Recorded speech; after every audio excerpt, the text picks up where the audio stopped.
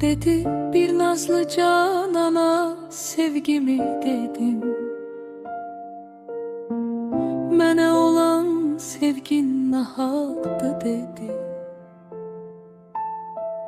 Dedim könül kırma bir hede gedin.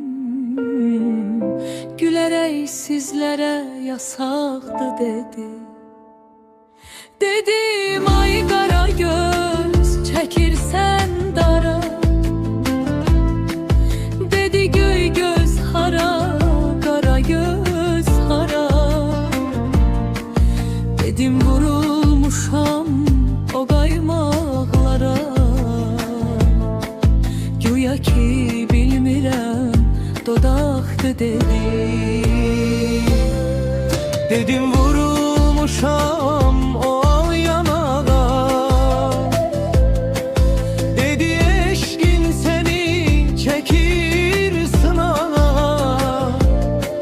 Dedim hörükleri atma kabağa.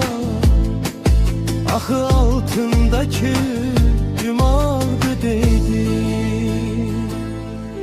Dedim qonaq eylə o ağapağa. Dedi ki eşkimi vermə sadağa. Dedim ehtiyatım odu qonağa. Mənə ay ağılsız bu xalqdı dedi. Dedim mənə zülüm eyləmə belə. Dedi qandallar taxacam hələ. Dedim bir fərman ver məni əff elə. Əff etmək bizlərdən uzaqdı dedi. Dedim ürəyimlə bacarmıram mən. Dedi çox əzablar çəkəcəksən sən. Dedim xilas eylə məni ölümdən. Sənə bu yaxşıdır, bu haqdır dedi. Dedim elçin olub dərdindən xəstə. Dedi ölməginən qollarım üstə.